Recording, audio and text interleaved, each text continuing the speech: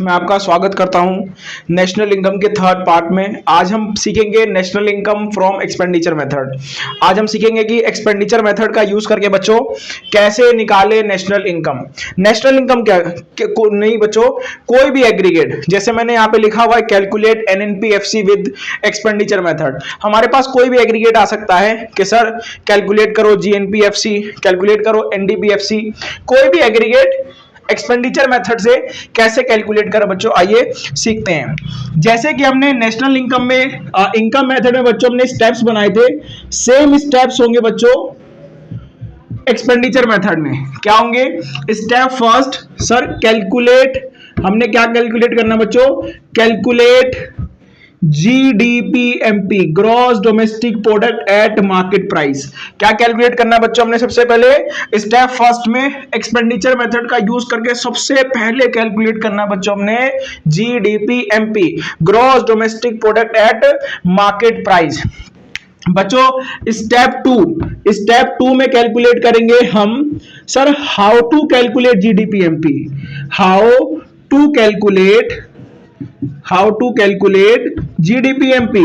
Sir हम GDPMP को calculate कैसे करें? जीडीपीएमपी को कैसे कैलकुलेट करें? आइए बच्चों, सबसे पहले इसका एक फार्मूला होता है, ये एग्रीगेट याद रखना है।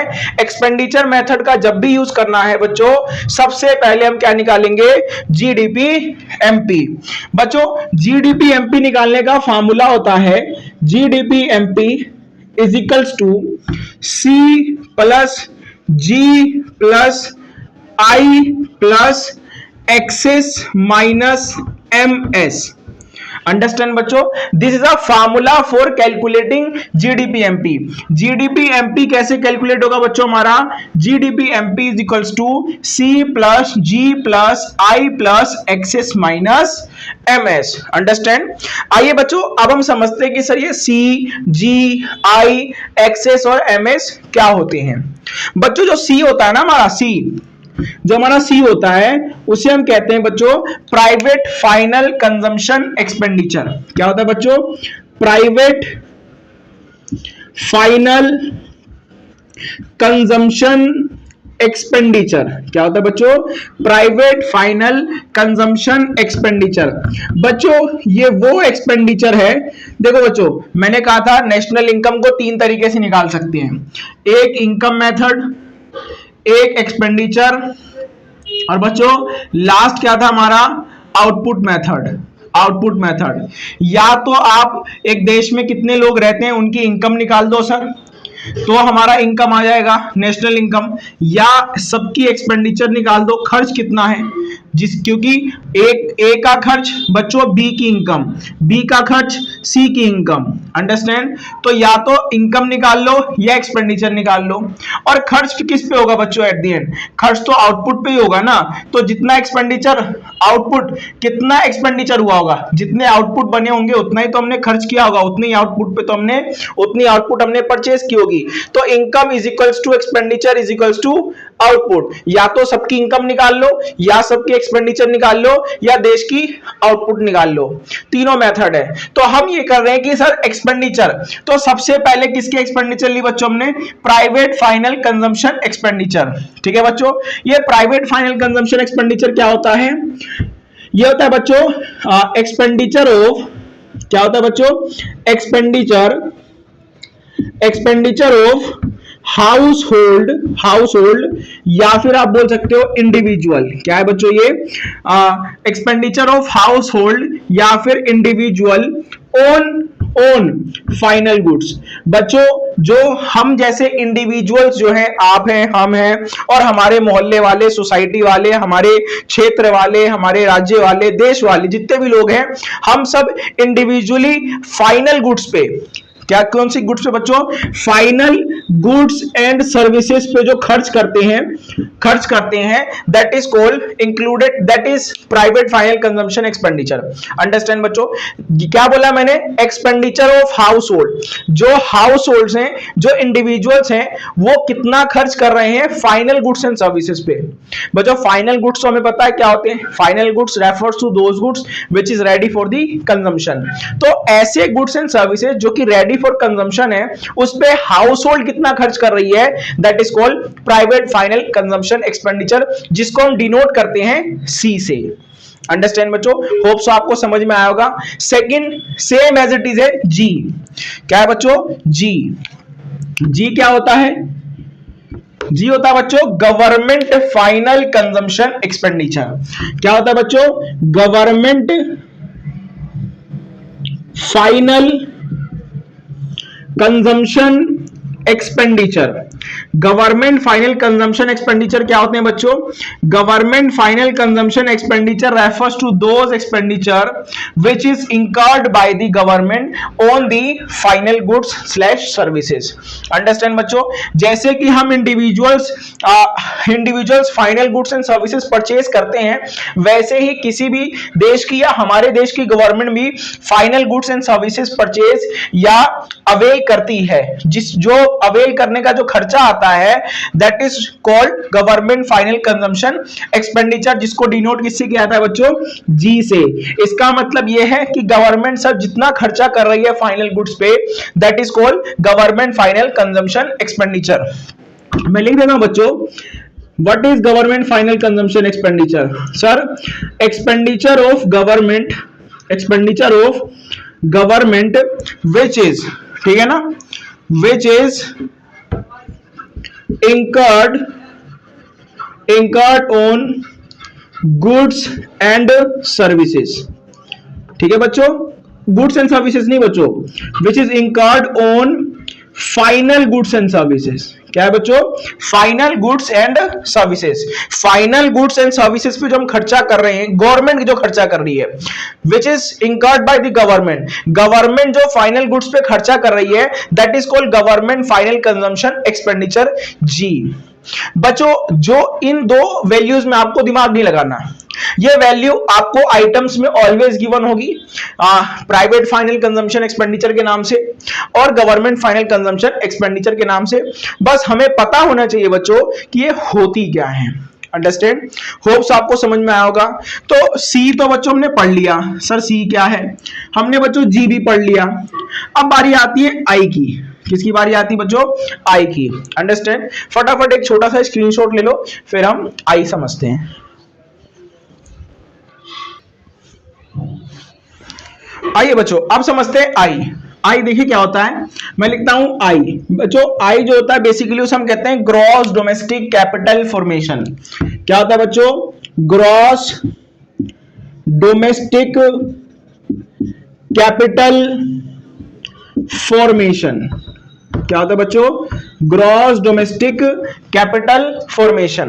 अंडरस्टैंड बच्चों, देखो बच्चों मोस्ट ऑफ द टाइम जो आपको एक्सपेंडिचर मेथड में परेशान करने के लिए दिया जाएगा वो आई में दिया जाएगा, क्योंकि बच्चों सी आपको हमेशा गिवन है, जी आपको हमेशा गिवन होगा, एक्सेस एमएस भी आपको ऑलवेज गिवन होगा, इसमें इतना दिमाग नहीं लगाना। लेकिन आई आपको हमेशा दिक्कत देगा एक्सपेंडिचर मेथड में, इसलिए इस पॉइंट को अच्छे से समझिए।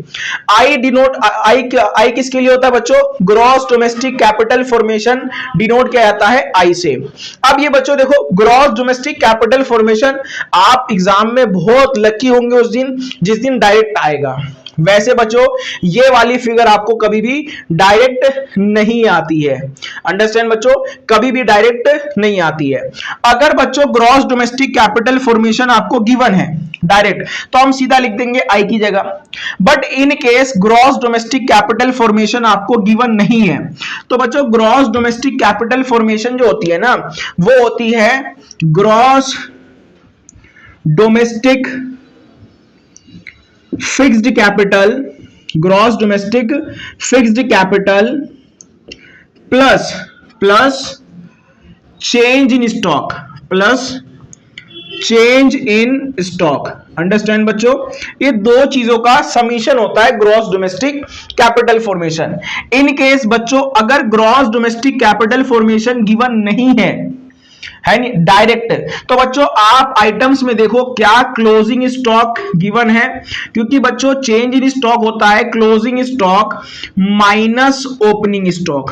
अंडरस्टैंड बच्चों, closing stock minus opening stock. तो देखो बच्चों तीन चीज है, अगर gross domestic capital formation given है डायरेक्ट तो हम सीधा आई की जगह पुट कर देंगे। अगर ग्रॉस डोमेस्टिक कैपिटल फॉर्मेशन नहीं है तो बच्चों आपको चेक करना है क्या ग्रॉस डोमेस्टिक फिक्स्ड कैपिटल है। बहुत बारी बच्चे ये गलती करते हैं कि ग्रॉस डोमेस्टिक फिक्स्ड कैपिटल को ही ग्रॉस डोमेस्टिक कैपिटल फॉर्मेशन मान लेते हैं और ग्रॉस डोमेस्टिक फिक्स्ड कैपिटल को ही आई की जगह पुट कर देते हैं, जहां पे बच्चों हमारा क्वेश्चन गलत हो जाता है। अगर gross domestic fixed capital given है हमें, तो बच्चों हमें आइटम्स में चेक करना है कि सर क्या चेंज इन स्टॉक भी गिवन है। अगर change in stock in case given नहीं है, उस केस में हम इसके अंदर क्या करेंगे, ग्रॉस डोमेस्टिक फिक्स्ड कैपिटल में चेंज इन स्टॉक प्लस करेंगे एंड चेंज इन स्टॉक की वैल्यू बच्चों हम 0 लेंगे। लेकिन अगर चेंज इन स्टॉक है या क्लोजिंग या ओपनिंग की कोई बात गिवन है या कोई वैल्यू गिवन है, दैट मींस कि बच्चों हमें ग्रॉस डोमेस्टिक फिक्स्ड कैपिटल में ऐड करना पड़ेगा चेंज इन स्टॉक, फिर जाके क्या बनेगा gross domestic capital formation and then हम उसको पुट करेंगे आई की जगह। अंडरस्टैंड बच्चों, ये गलती नहीं होनी चाहिए। ग्रॉस डोमेस्टिक फिक्स्ड कैपिटल जो होता है वो आई नहीं होता है। ग्रॉस डोमेस्टिक फिक्स्ड कैपिटल में हमें चेंज स्टॉक ऐड करना है, तब जाके बनता है ग्रॉस डोमेस्टिक कैपिटल फॉर्मेशन, और ग्रॉस डोमेस्टिक कैपिटल फॉर्मेशन आई होता है। अंडरस्टैंड बच्चों, याद रहेगा, इसमें हमने गलती नहीं करनी है। बच्चों ग्रॉस डोमेस्टिक कैपिटल फॉर्मेशन को हम प्यार से ग्रॉस डोमेस्टिक GDCF देख सकते हैं, ठीक है ना, जैसा कि मैंने क्वेश्चन में लिखा हुआ है GDCF gross domestic capital formation. आपने पेपर में नहीं लिखना है, पेपर में ये शॉर्ट फॉर्म ये एब्रिविएशन यूज नहीं होंगी। मैं अभी समझा रहा हूं आपको, इसलिए आप ये यूज कर सकते हो, प्रैक्टिस में यूज कर सकते हो। अंडरस्टैंड, होप सो आपको बच्चों आई भी क्लियर हो गया होगा कि सर आई क्या है, gross domestic fixed capital plus change in stock. In case of change stock नहीं है तो क्या है बच्चों, closing stock minus opening stock. तो बड़े ध्यान से मैं एक स्पेसिफिक वीडियो बच्चों आई के लिए डाल दूंगा, क्योंकि बच्चे आई में बहुत गलती करते हैं।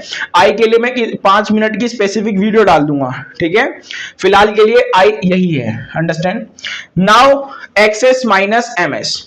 देखिए बच्चों x जो है ना, x जो है बच्चों वो है हमारा एक्सपोर्ट। क्या है बच्चों, x जो है हमारा वो है एक्सपोर्ट। एक्सपोर्ट का मतलब क्या होता है बच्चों, जो हमारे कंट्री से बाहर देश में सामान गया, ठीक है ना। इंडिया से अगर हम ऑस्ट्रेलिया, स्विट्जरलैंड, अमेरिका, यूएई कहीं भी सामान ट्रांसफर कर रहे हैं या सेल कर रहे हैं, that is called export. And बच्चों व्हाट इज एमएस, एमएस का मतलब होता है बच्चों इंपोर्ट। क्या मतलब होता है, इंपोर्ट, ठीक है बच्चों, एमएस का मतलब होता है इंपोर्ट। और इन दोनों का नेट वैल्यू क्या बच्चों, नेट वैल्यू मतलब एक्सेस माइनस एमएस रिप्रेजेंट करता है नेट एक्सपोर्ट, ठीक है बच्चों। किसको रिप्रेजेंट करता है, नेट एक्सपोर्ट को, कि हमारे देश से कितना माल गया, ठीक है ना बच्चों। एक्सेस तो एक्सपोर्ट, एक्सेस एक्सपोर्ट में से माइनस करते हैं हम इंपोर्ट और नेट वैल्यू निकालते हैं कि नेट हमने बाहर कितना माल भेजा, that is called net export. तो ये एक्सेस माइनस एमएस किसको रिप्रेजेंट करता है बच्चों, नेट एक्सपोर्ट को। अंडरस्टैंड, बात याद रहेगी अच्छे से, क्लियर। और ये बड़ा सिंपल सा है, सबसे मेरे को तो सबसे इजी लगता है कि एक्सपेंडिचर मेथड से नेशनल इनकम निकालो, और बहुत इजी था। सी आपको गिवन होगा, जी आपको गिवन होगा, आई मैंने समझा दिया gross domestic capital formation which is summation of gross domestic fixed capital plus change in stock, ठीक है बच्चों। एक्सेस माइनस एमएस क्या है, ये बच्चों पूरी वैल्यू नेट एक्सपोर्ट है। अंडरस्टैंड, क्या है ये, नेट एक्सपोर्ट है। एक्सेस एक्सपोर्ट, एमएस इंपोर्ट, ठीक है ना बच्चों, बात समझ में आ गई। अब इसका स्क्रीनशॉट ले लीजिए और हम करते हैं एक प्रैक्टिकल क्वेश्चन को सॉल्व। अंडरस्टैंड,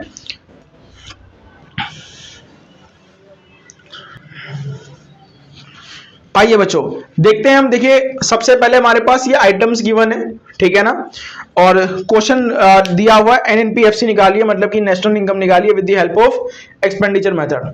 मैंने बताया सबसे पहले क्या कैलकुलेट करना है, जीडीपी एमपी। कैसे कैलकुलेट करना है, सर ये रहा फार्मूला, सी क्या था बच्चों, प्राइवेट फाइनल कंजम्पशन एक्सपेंडिचर। देखिए बच्चों ये रहा हमारा प्राइवेट फाइनल कंजम्पशन एक्सपेंडिचर, सीधा सीधा गिवन है, ठीक है ना बच्चों, सीधा सीधा गिवन है, हमने ये वैल्यू सीधी वहां पे पुट कर देनी है। फिर क्या बोलना था बच्चों, जी क्या था, गवर्नमेंट फाइनल कंजम्पशन एक्सपेंडिचर, ये रहे बच्चों, जो कि हमें डायरेक्ट गिवन होगा बोर्ड्स के अंदर भी, ठीक है ना बच्चों। उसके बाद आई क्या था, ग्रॉस डोमेस्टिक कैपिटल फॉर्मेशन। मैंने कहा था बच्चों हम इसको लिखेंगे जीडीसीएफ, प्यार से लिख सकते हैं अभी, बोर्ड्स में नहीं। तो ग्रॉस डोमेस्टिक कैपिटल फॉर्मेशन कितनी बच्चों, ये रही। उसके बाद बच्चों क्या है, ये है excess minus MS net export. ये देखो बच्चों आपको इसमें एक्सपोर्ट भी गिवन है, इंपोर्ट भी गिवन है। देखो बच्चों जब हमें नेट वैल्यू गिवन होगी ना, अगर हमें net export net value given है तो आगे क्या इंफॉर्मेशन है, फर्दर इंफॉर्मेशन कुछ भी हो डजंट मैटर, हमें तो चाहिए सिर्फ बच्चों नेट एक्सपोर्ट, जो कि हमें मिल गया।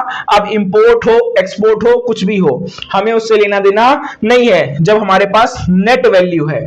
अंडरस्टैंड बच्चों, बात समझ में आ गई। अब देखो जैसे यहाँ पे ग्रॉस डोमेस्टिक कैपिटल फॉर्मेशन है हमारे पास, अब इसके अंदर additional information change in stock भी होता है ना बच्चों, तो वो इंफॉर्मेशन हमारे लिए इररिलेवेंट है, रिलेवेंट इंफॉर्मेशन नहीं है। आइए बच्चों अब हम क्या करते हैं, वैल्यूज पुट करते हैं। प्राइवेट फाइनल कंजम्पशन एक्सपेंडिचर कितनी है बच्चों, 1000। तो मैंने लिखा GDP MP is equals to C की वैल्यू 1000 करोड़ प्लस जी की value government final consumption expenditure is 500 crore plus gross domestic capital formation is 200 crore. Understand बच्चों, and net export value is 100 crore. Understand बच्चों।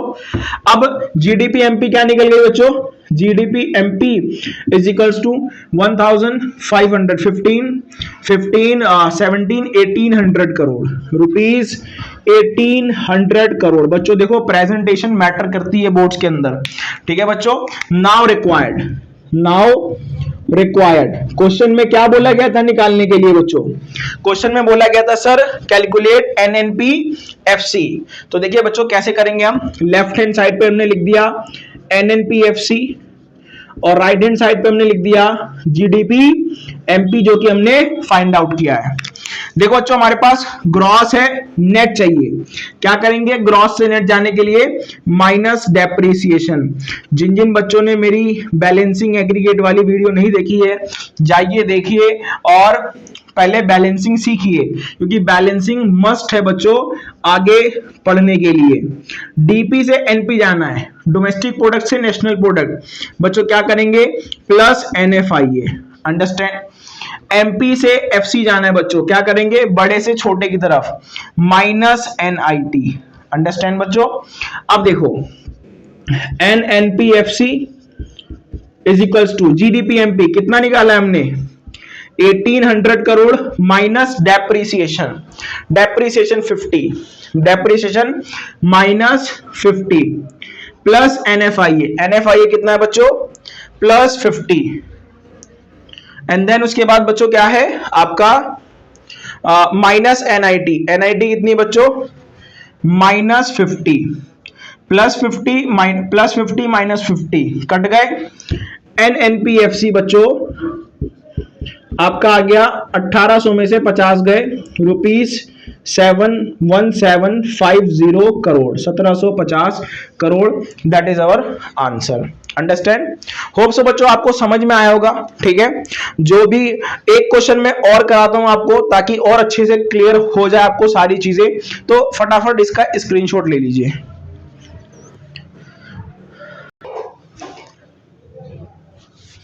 आइए बच्चों अब देखिए हमने एक फ्रेश क्वेश्चन लिया है दोबारा से, अब क्वेश्चंस को सॉल्व करने की कोशिश करते हैं। ये आइटम्स है, बोला गया कैलकुलेट जीडीपी एफसी। इस बारी क्या कैलकुलेट करना बच्चों हमने, GDP FC gross domestic product eight factor cost. बोला गया एक्सपेंडिचर मेथड से सॉल्व करना है। अब देखो बच्चों क्या है, सबसे पहले सी, हमेशा क्या करना है बच्चों हमने, सबसे पहले तो यही है जीडीपी एमपी निकालना है। कैसे निकलेगा, GDP MP is equals to C plus G plus I plus X S minus MS. देखो बच्चों GDP MP is equals to C कितना है, C sir same to same वही 1000 करोड़ जो कि लास्ट क्वेश्चन में था, अभी भी वही है। जी कितना है बच्चों, सेम टू सेम जी है बच्चों हमारा 500 करोड़। कितना है? 500 करोड़, जो कि लास्ट टाइम था। जी आई क्या है बच्चों?